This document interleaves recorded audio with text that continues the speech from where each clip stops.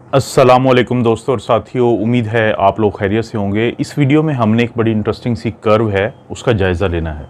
आप इस कर्व पे गौर करें तो आपको पता चलेगा कि ये कर्व है नई इन्फेक्शन की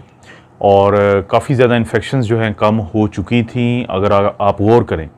लेकिन जब आप इस कर्व के थोड़ा कॉर्नर पे जूम करते हैं तो आपको पता चलता है कि गुज़िश्ता कुछ दिनों में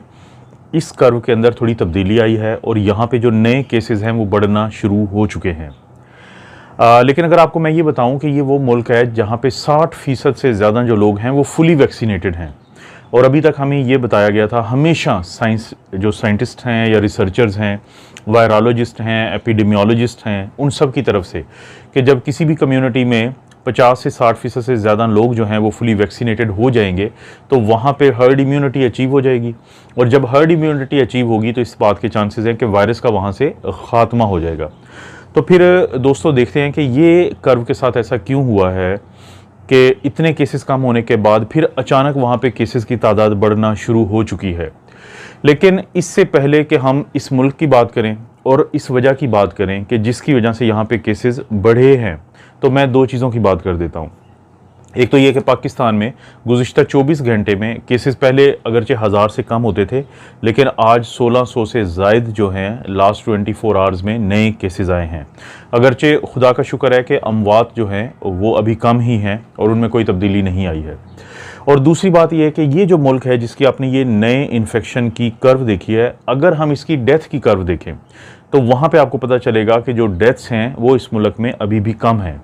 तो हम जायज़ा लेते हैं ये सब कुछ क्या हो रहा है, क्योंकि इसके बारे में मैं आपको बता चुका हूँ कि इस मुल्क में 60% से ज़ायद लोगों को ना सिर्फ ये कि वो फुली वैक्सीनेटेड हैं, बल्कि वो जो फाइज़र की वैक्सीन है, मैसेंजर आरएनए की टेक्नोलॉजी पे बनी हुई वैक्सीन है, जिसका जो सक्सेस रेट है वो 95% है, ये उससे फुली वैक्सीनेटेड हैं, कोई और वैक्सीन नहीं लगी। अभी तक आप समझ चुके होंगे कि मैं बात कर रहा हूँ इज़राइल की। इज़राइल में 60% फुली वैक्सीनेटेड होने के बावजूद लोगों में दोबारा जो नई इन्फेक्शन है उनकी तादाद बढ़ना शुरू हो चुकी है और जब उन्होंने जीनोम सीक्वेंसिंग की तो उनको पता चला कि वो वायरस की किस्म जो इंडिया से अक्टूबर 2020 में जिसका आगाज़ हुआ,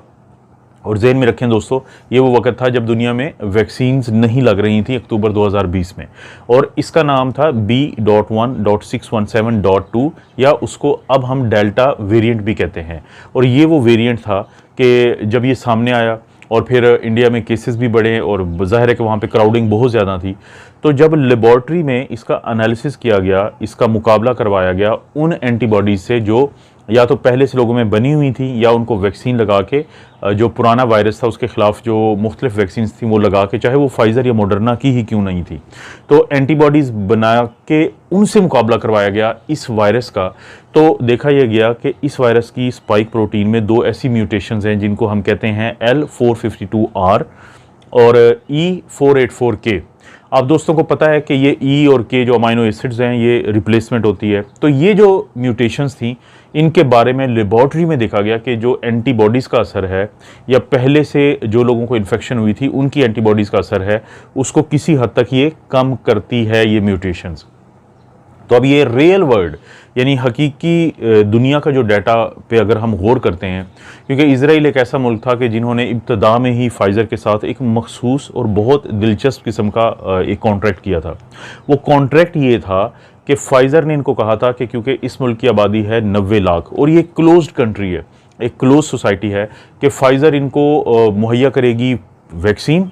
मुकम्मल डोजेज़ और ये फ़ाइज़र को मुहैया करेंगे एक मौका कि इनके मुल्क में फिर वैक्सीन लगने के दौरान, वैक्सीन लगने के बाद जो भी फ़ायदे और नुकसान होंगे तो रियल टाइम डाटा जो है वो फ़ाइज़र कंपनी को मुहैया किया जाएगा ताकि वो अपनी वैक्सीन के बारे में तज्ज़िया भी कर सके।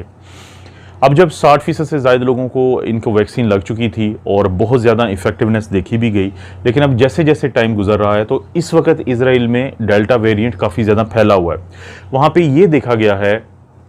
कि जो इन्फेक्शन है उसका जो इफ़ेक्टिवनेस है, यानी कि जो वैक्सीन इन्फेक्शन नई इन्फेक्शन से बचाती है, तो वो 94% से कम होकर 64% पे आ चुकी है, यानी उसमें 30% की कमी हुई है। ये तो एक नेगेटिव बात है, ये तो एक वो बात है कि जिससे हमें तशवीश हो सकती है कि ज़ाहिर है कि हमारे जैसे मुल्कों में तो फाइज़र भी नहीं लगती, जिसकी जो लगती हैं उनकी इफ़ेक्टिवनेस फाइज़र और मॉडर्ना से कहीं कम है।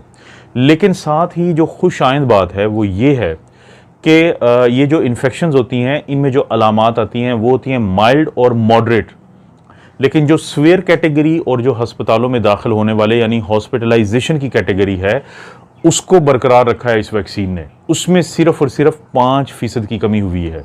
यानी वो 98 से 93% पे आई है कि सीवियर डिजीज़ और हॉस्पिटलाइजेशन की जो एक कुव्वत है, एक काबिलियत है इस वैक्सीन में। लेकिन जो नई इन्फेक्शन से बचाने की जो इफ़ेक्टिवनेस है या सलाहियत है उसमें 30% कमी हुई है। माइल्ड कैटेगरी वही होती है कि जो माइल्ड सिम्टम्स होते हैं उन्हें हम कहते हैं किसी को 100.4 के करीब या उससे कम बुखार हो, हल्की फुल्की खांसी हो, जिस्म में दर्द हो, सेंस ऑफ जो स्मेल और टेस्ट है वो गया हो, तो उसको हम कहते हैं माइल्ड कैटेगरी। लेकिन जो मॉडरेट कैटेगरी है उसमें होता है कि 100.4 से ज़्यादा का बुखार हो, किसी के जिस्म में दर्द भी ज़्यादा हो, उसको घबराहट हो, या किसी हद तक अगरचे सांस की खराबी हो सकती है लेकिन ऑक्सीजन की कमी ज़्यादा नहीं होती। लेकिन जब वही शख्स सीवियर कैटेगरी में जाता है तो फिर उसमें ऑक्सीजन की कमी भी होती है, फिर नमूनिया भी डेवलप हो जाता है। तो देखा यह गया है कि अगरचे इसराइल में जो नए केसेस हैं वो डेल्टा वेरिएंट है और 55% वो लोग हैं जो फुली वैक्सीनेटेड थे। मिसाल के तौर पे अगर किसी 100 लोगों को वो लोग हैं जिनको डेल्टा की वजह से नई इन्फेक्शंस हुई हैं तो उनमें 55 वो लोग थे जो फुली वैक्सीनेटेड थे, लेकिन उनकी अलामात ऐसी थी जो माइल्ड और मॉडरेट कैटेगरी में हैं और घरों में ही उनकी मैनेजमेंट हुई है। यानी अस्पतालों में जाना या खुदा न खास्ता डेथ का होना उसको अभी भी बचाया है इस वैक्सीन ने।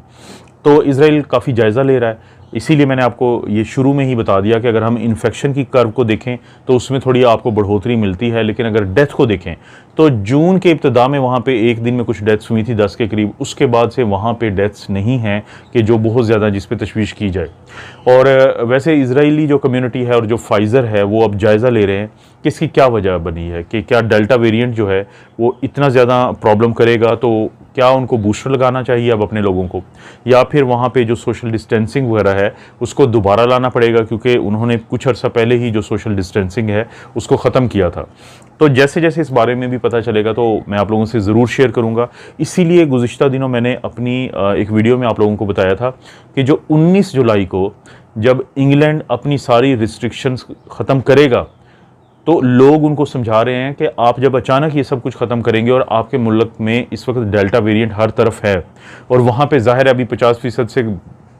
कम ही लोग हैं जो फुली वैक्सीनेटेड हैं, तो बहुत ज़्यादा चांसेस हैं कि वहाँ पे इन्फेक्शन बढ़ सकती है उन लोगों में भी जो पहले से इन्फेक्टेड थे या पहले उनको वैक्सीन लगी है। लेकिन क्योंकि खुशाइंद बात यही है कि हॉस्पिटलाइजेशन ये सीवियर डिजीज़ नहीं होगी, तो वो बहुत ज़्यादा उम्मीद करते हैं कि क्योंकि मौसम गर्म है तो शायद उनका सिस्टम जो है वो इस दबाव को बर्दाश्त कर ले और डेल्टा वेरिएंट जो है उसको भी टैकल कर लें, उसको भी वो मैनेज कर लें अपने मुल्क में। क्योंकि कल ही पाकिस्तान में ऑफिशियली गवर्नमेंट की तरफ से ये बता दिया गया है कि पाकिस्तान में डेल्टा वायरस के समेत तकरीबन तमाम वेरिएंट्स मौजूद हैं। इसीलिए अगर आप लास्ट 24 आवर्स में भी देखें तो केसेस क्योंकि बढ़े हैं, अब रिस्ट्रिक्शंस बहुत कम हैं, तो इसलिए हमें ज़रूरी है कि डेल्टा वेरिएंट को हम नज़र में रखें और कोशिश करें कि जहाँ पे गैदरिंग्स हों या जहाँ पे कोई खांसी कर रहा है, किसी को बुखार है, किसी को ज़ुकाम है, कोई छींके मार रहा है, तो वहाँ पे आप मास्क भी पहनें, फ़िज़िकल डिस्टेंस भी बरकरार रखें। क्योंकि अभी गर्मियों की वजह से लोगों की कोशिश होती है कि कुछ ऐसी जगह जहाँ पे एयर कंडीशनिंग हो तो वहाँ पे इकट्ठा होते हैं, तो वहाँ पे नज़र ज़रूर रखें कि किसी को कोई अलामात तो नहीं आ रही, क्योंकि हो सकता है कि उसको डेल्टा वेरिएंट हो और अगर आप प्रोटेक्टेड भी हैं